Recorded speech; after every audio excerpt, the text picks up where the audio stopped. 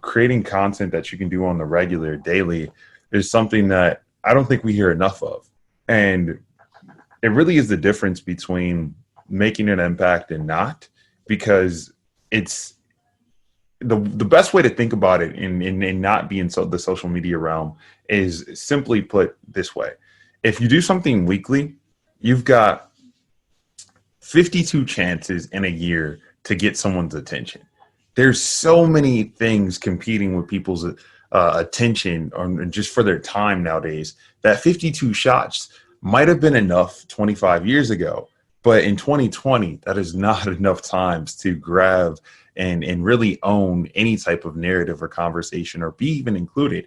And with that, you now jump into a world where maybe you say bi-weekly or I mean, not bi-weekly, maybe you say like 2 times a week, or maybe you say 7 times a week, which is every day. And then you start to think about like, well, how can I do that? Well, there's a lot of things we do daily. We brush our teeth daily. We talk to probably someone daily. And these are things that we don't have a big cognitive load or friction into doing. And creating a pathway where you can kind of do whatever you will brand yourself as, or whatever your company is kind of built out of, so that it translates over into the social realm is going to be the delta between those that get marketing, moving forward, and those that don't. The problem right now is it's not very easy to figure that part out. So, TikTok, it came and existed for a while, and now we're moving on to another format or platform, but the format is still here. Like, I mean, the 15-second clips where you kind of express or tell a story. I remember you, Paul, you were experimenting with that very heavily. So every time I'd get on TikTok, it was always, your face, and like you were telling me more about Alexa. And it was cool to see you kind of grow and utilize that format in different ways. There's going to be a lot of formats that exist. Alexa is one of those platforms, the flash briefings and the evolution of that. The RSS feed was a format, for blogs 10, 15 years ago. And now, like, you can have a vlog or, a YouTube channel or whatever to like take that place. The question it becomes now, how do you do that in an easy and repeatable manner? And I like Daniel's point towards that notion of like, hey, let me think about this where it's going to be a small victory a day that wins the war over time. Q, tell us, like, how do you create, like, break it down real quick.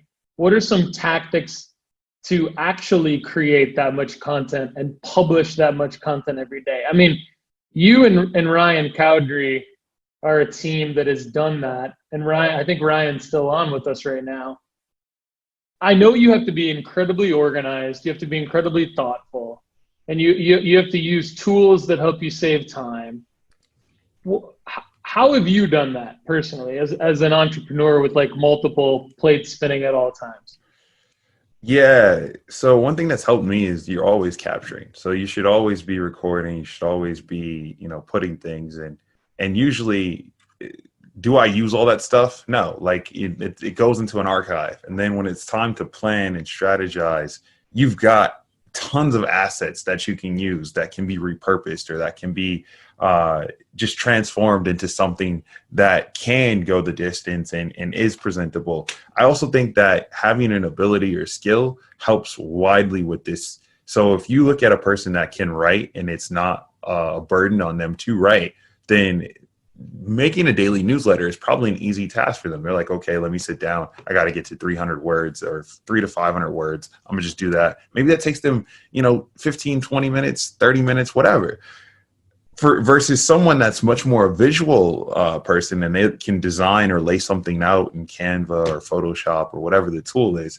And that might take them 15 to 30 minutes. You want to find that skill that you have that allows you to just work really, really fast and really not spend any time learning the system or the tool. And then it just becomes it becomes all about consistency. Like, do you carve out 25 minutes a day to do whatever said thing you're going to do, and create space so that you can let your mind rest as well. So the way I personally do it is we have a calendar, and we Me and Ryan, we hold each other accountable. Like if I'm missing some assets and he needs those in order to finish his end of the bargain, then like he's sweating me to get those in. And I know if I don't get those in, we might break the chain. Like we might have a 150-day streak going, and because I was lazy one day, we're gonna lose that streak. And so that's it's one part accountability, one part just knowing what your skill set is that you can do better or quicker than most. And then the last part is knowing what you're talking about or whom you're talking to. Because if you're just going to be general every day, well, then you're going to be all over the place, at the end of a year, and no one's going to really learn anything, and you won't be a thought leader on any specific topic because you were all over the place. What I love about Bradley Metrock, and I think he might have dropped off, is he only creates content that lives in the realm of voice. That's a big undertaking, but at the same time, year over year, there's a perpetual growth for him in that field, and he becomes more and more of a thought leader, so he can go and work with the Harvard. And that's what I have to add to that.